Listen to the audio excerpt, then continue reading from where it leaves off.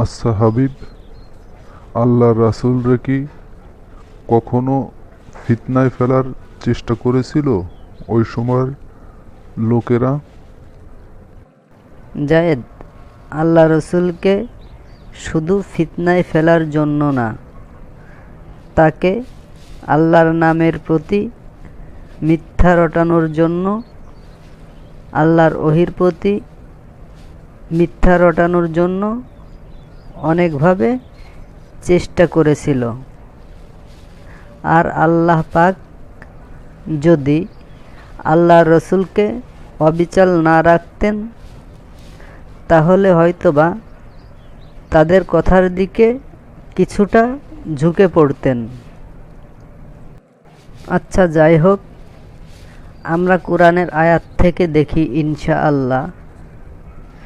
যেমন সূরা বনী ইসরাইল আয়াত নাম্বার ৭৩, আল্লাহ পাক বলতেছে, আর তাদের অবস্থা এমন ছিল যে আমি তোমাকে যে ওহী দিয়েছি তা থেকে তোমাকে প্রায় ফিতনায় ফেলে দিচ্ছিল, যাতে তুমি আমার নাম এর বিপরীতে মিথ্যা রটাতে পারো। এবং তখন তারা অবশ্যই তোমাকে বন্ধুরূপে গ্রহণ করত। এখন একটু খেয়াল করি, আল্লাহ পাক বলতেছে, আর তাদের অবস্থা এমন ছিল যে, কাদের অবস্থা? ওই সময় কাফের বেঈমান মুশরিকদের অবস্থা, যারা দিনকে পছন্দ করত না, তাদের অবস্থার কথা বলতেছে। এরপর বলতেছে, আমি তোমাকে যে ওহী দিয়েছি, আল্লাহর রাসূলের উপর যে কিতাব নাজিল করা হয়েছে বা যে ওহী করা হয়েছে, এরপর বলতেছে আল্লাহ পাক, তা থেকে তারা তোমাকে প্রায় ফিতনায় ফেলে দিচ্ছিল। এখানে তুমি একটু চিন্তা করো জায়েদ, যেখানে আল্লাহর রসুলকে যার কাছে ওহী আসতো, সরাসরি তাকে ফিতনায় ফেলার জন্য ওই কাফের বেঈমানেরা ওই সময় ষড়যন্ত্র করেছে। আর এখনও এই জামানায় প্রায় 1450 বছর পরেও ফিতনায় পড়বে না, এমন কোনো গ্যারান্টি আছে? অবশ্যই কোরআনের অনুবাদ যদি তুমি পড়ো মনোযোগ সহকারে, তাহলে তুমি বুঝতে পারবে কি পরিমাণ ফিতনার ভিতরে আমরা আছি। এরপরে বলতেছে আল্লাহ পাক, যাতে তুমি আমার নামের বিপরীতে মিথ্যা রটাতে পারো। তুমি কি চিন্তা করতে পারো জায়েদ, আল্লাহর রসুলের পরে মিথ্যা বলতে সর্বদাই তাদের চক্রান্ত চালায় যেত, যাতে আল্লাহ রসুল আল্লাহর নামের পরিবর্তে মিথ্যা বলতো। যেমন ওরা ওই কাফের বেঈমান যে কথা শিখিয়ে দেবে, ওই কথাগুলো যেন আল্লাহ রাসূল বলে যে এটা আল্লাহ পাক বলেছে, এরকম মিথ্যা। বুঝতে পেরেছো? যেটা বর্তমান আমাদের সমাজে অহরহর মিথ্যা বলতেছে, আল্লাহ আল্লাহ রসুলের নামে চালিয়ে দিচ্ছে। একবারও একটু কোরআনের সাথে মিল করে দেখতেছে না যে এই কথাগুলো কোথা থেকে আমরা পেলাম, অথচ তাদের মনের অজান্তে আল্লাহ আল্লাহ রসুলের পরে মিথ্যা আরোপ করা হয়ে যাচ্ছে। আবারও বলি, আর আমাদের এই জামানার দিকে তাকাও, কথায় কথায় তারা বলে এটা আল্লাহ রসুল বলেছে, কিন্তু একবারও যাচাই করে দেখে না যে ওইটা আল্লাহ রসুল বলেছে কি না, এটা আল্লাহর কোরআনে আছে কি না, এটা একবারও যাচাই করে দেখে না। যাই হোক, এটা তাদের ব্যক্তিগত ব্যাপার, তাদের হিসাব তাদের কাছে, তাদের দিতে হবে। আমার হিসাব আমার দিতে হবে আল্লাহর কাছে। তারপরে বলতেছে আল্লাহ পাক, এবং তখন তারা অবশ্যই তোমাকে বন্ধুরূপে গ্রহণ করত। যখন আল্লাহ রসুল ওদের কথা মতো চলত, ওদের কথাই সাথে ফিতনায় পড়ে যেত, তখন ওই কাফের বেঈমান মুশরিকেরা আল্লাহর রসুলকে তখন বন্ধুরূপে গ্রহণ করত। যেমন আমাদের এই সময় অহরহ ঘটতেছে, যারা ইসলামকে ধ্বংস করার জন্য গভীর ষড়যন্ত্র চালাচ্ছে, তাদেরকে আমরা বন্ধুরূপে গ্রহণ করতেছি। তুমি কি বুঝতে পেরেছো জায়েদ? হ্যাঁ হাবিব, আমি বুঝতে পেরেছি। তারা আল্লাহ রাসূলকে ফিতনায় ফেলার জন্য নানান রকমের মিথ্যা ষড়যন্ত্র করত, যাতে আল্লাহর প্রতি আল্লাহ রসুল মিথ্যা বলতে পারে। আর আল্লাহর রসুল যদি মিথ্যা বলে, তাহলে কাফের মুশরিকের মিশন সফল হয়ে যেত। আল্লাহ রসুলকে তারা বন্ধুরূপে তখন গ্রহণ করত। আর আল্লাহর রাসূলের জামানায় আল্লাহর রাসূলকে যখন ফিতনায় ফেলার জন্য ষড়যন্ত্র চালাইছে, এখন প্রায় 1450 বছর পরে, তাহলে কি পরিমাণ ষড়যন্ত্র চালাবে আমাদের দিনকে ধ্বংস করার জন্য, আমাদের ইসলামকে ধ্বংস করার জন্য। ওরা সে সময়ও ছিল, এখনও আছে, ভবিষ্যতেও থাকবে। এটা সব সময় মাথায় রাখতে হবে। এই কারণে আমি প্রত্যেকটা মানুষকে বলি, সবাই কোরআনের কাছে আসলে ফিতনা তো দূরের কথা, ফিতনার ফও আমাদের কাছে আসতে পারবে না ইনশাআল্লাহ। যাই হোক, এর পরের আয়াতে আল্লাহ পাক বলতেছে বনি ইসরাইলের 74 নম্বর আয়াতে, আর আমি যদি তোমাকে অবিচল না রাখতাম, অবশ্যই আল্লাহ পাক আল্লাহর রাসূলকে অবিচল রেখেছিল। আর যদি না রাখতো, তারপরে বলতেছে তবে অবশ্যই তুমি তাদের দিকে কিছুটা ঝুঁকে পড়তে। তুমি কি বুঝতে পেরেছো জায়েদ? এখানে স্বয়ং আল্লাহর রসুল ওই কাফের বেঈমান মুশরিকদের প্রতি ঝুঁকে পড়ার কিছুটা সম্ভাবনা ছিল। আর আমাদের জামানায় আমরা কি করে কোরআনের কাছে না এসে মনে করি যে আমরা কোনো ফিতনার ভিতরে পড়ি নাই? কোরআনের কাছে না এসে অবশ্যই অবশ্যই ফিতনায় পড়ার সম্ভাবনা আছে, 100%ই সম্ভাবনা আছে, কোনো সন্দেহ নাই। তাই কি সুন্দরভাবে আল্লাহ সুবহানাহু ওয়া তাআলা আমাদেরকে বলতেছে যাতে আমরা সংশোধন হয়ে যাই। এখানে আল্লাহর এই আয়াতগুলো বলার কারণটা কি জানো? কারণটা হচ্ছে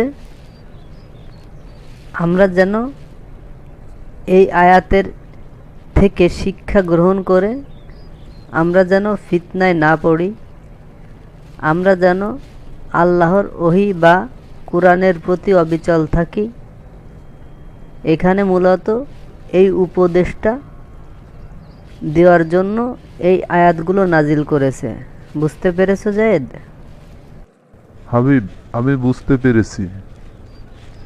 এই আয়াতের থেকে ব্যাখ্যা বিশ্লেষণ করে আমরা যেন ফিতনার দিকে ঝুঁকে না পড়ি, তার জন্য এই আয়াতগুলো নাজিল করেছে। প্রত্যেকটা আয়াতের গভীর জ্ঞান রয়েছে। অবশ্যই কোরআনের প্রত্যেকটা আয়াতের ভিতরে গভীর জ্ঞান লুকায়িত আছে। কেউ ধরতে পারে, কেউ ধরতে পারে না। শুধু আরবি ভাষায় কোরআন তেলাওয়াত করলে তারাই শুধু ধরতে পারে না, আর যারা মাতৃভাষায় কোরআন বোঝার চেষ্টা করে, যারা মনোযোগ সহকারে ধীরে ধীরে কোরআন অধ্যয়ন করে, তারাই শুধু এই জ্ঞানগুলোর অন্বেষণ করতে পারে। বুঝেছো? তারপরে আসি এই সূরা বনী ইসরাইলের ৭৫ নম্বর আয়াতে বলতেছে, আল্লাহ রসুল যদি ওদের কথার দিকে ঝুঁকে পড়তো তাহলে আল্লাহ পাক আল্লাহ রাসূলকে কি করত সেটা বলতেছে। তখন আমি অবশ্যই তোমাকে আস্বাদন করাতাম। কি আস্বাদন করাতো? এরপরে আল্লাহ পাক বলতেছে, জীবনের দ্বিগুণ ও মরণের দ্বিগুণ আযাব। তুমি কি চিন্তা করতে পেরেছো জায়েদ? আল্লাহ পাক বলতেছে স্বয়ং আল্লাহ রসুলকে,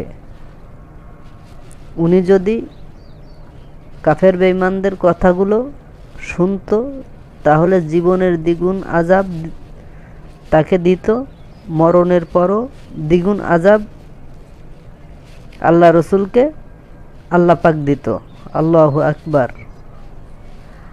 আর এখানে আমরা অহরহর মিথ্যা আল্লাহ রসুল আল্লাহ রসুলের নামে রটাচ্ছি। আমাদের কি অবস্থা হবে একটু চিন্তা করে দেখেছো? একটু চিন্তা করে দেখো। যেখানে আল্লাহ রসুল যদি ওইগুলো করত তাহলে আল্লাহ রসুলকে ছাড় দিত না আল্লাহ পাক। বুঝেছো? তারপরে আল্লাহ পাক বলতেছে, তারপর তুমি তোমার জন্য আমার বিরুদ্ধে মানে আল্লাহর বিরুদ্ধে কোনো সাহায্যকারী পাবে না। আল্লাহ পাক যদি শাস্তি দিতে চাইতো আল্লাহর বিরুদ্ধে কোনো সাহায্যকারীও আল্লাহ রসুল পেত না। আল্লাহু আকবার। এই তিনটে আয়াতে মূলত আমাদের ভয় দেখানোর জন্য আল্লাহ পাক উপদেশ হিসেবে পাঠিয়েছে। এছাড়াও আরও অনেক আয়াতে আছে যাতে উপদেশে ভরপুর রয়েছে অন্যান্য বিষয়েও। এই বিষয় নিয়ে যেন আমরা সতর্ক হই, আমরা যেন ফিতনায় না পড়ি, এর জন্য আল্লাহ পাক এই বনী ইসরাইলের পরপর 3টি আয়াত নাজিল করেছে। বুঝতে পেরেছো জায়েদ? হ্যাঁ হাবিব, আমি অবশ্যই বুঝতে পেরেছি। আলহামদুলিল্লাহ, আমাদেরকে সতর্ক করার জন্য বনী ইসরাইলের পরপর 3টি আয়াত নাজিল করেছে, আমরা যাতে ফিতনার দিকে ঝুঁকে না পড়ি। জাযাকাল্লাহ খায়ের। বুঝতে পারার জন্য অসংখ্য ধন্যবাদ। তাহলে আমি আর একবার সূরা বনী ইসরাইলের ৭৩ নম্বর আয়াত থেকে ৭৫ নম্বর আয়াত পর্যন্ত বলি, শোনো। 73 নম্বর আয়াতে, আর তাদের অবস্থা এমন ছিল যে আমি তোমাকে যে ওহী দিয়েছি তা থেকে তারা তোমাকে প্রায় ফিতনায় ফেলে দিচ্ছিল, যাতে তুমি আমার নাম এর বিপরীতে মিথ্যা রটাতে পারো, এবং তখন তারা অবশ্যই তোমাকে বন্ধুরূপে গ্রহণ করত। 74 নম্বর আয়াতে, আর আমি যদি তোমাকে অবিচল না রাখতাম তবে অবশ্যই তুমি তাদের দিকে কিছুটা ঝুঁকে পড়তে। 75 নম্বর আয়াতে বলতেছে, তখন আমি অবশ্যই তোমাকে আস্বাদন করতাম জীবনের দ্বিগুণ ও মরণের দ্বিগুণ আযাব, তারপরেও তুমি তোমার জন্য আমার বিরুদ্ধে কোনো সাহায্যকারী পাবে না। তাহলে তুমি কি বুঝতে পারলে? বলো, যদি তুমি বলতে পারো ইনশাআল্লাহ। হাবিব, আমি বুঝতে পেরেছি যে আল্লাহ রসুলের জামানায় স্বয়ং আল্লাহ রসুলকে ফিতনায় ফেলার জন্য বিভিন্ন ধরনের ষড়যন্ত্র করেছে, যাতে আল্লাহ রসুল আল্লাহর পরে মিথ্যা কথা বলতে পারে, আল্লাহর ওহীর প্রতি মিথ্যা আরোপ করতে পারে। কিন্তু তাদের এই ষড়যন্ত্র আল্লাহ পাক ফাঁস করে দিয়ে আল্লাহর রসুলকে সংশোধন করে দিয়েছে। সেই সাথে আমাদের প্রত্যেকটা মানুষকে সংশোধন করার জন্য এই আয়াতগুলো নাজিল করেছে। ঠিক আছে হাবিব? জাযাকাল্লাহ খায়ের। আলহামদুলিল্লাহ, একদম ঠিক আছে জায়েদ। আমি দোয়া করি আল্লাহ তোমার বিবেক বিবেচনাকে, অন্তর্চক্ষুকে কোরআনের দিকে সজাগ করে দিক।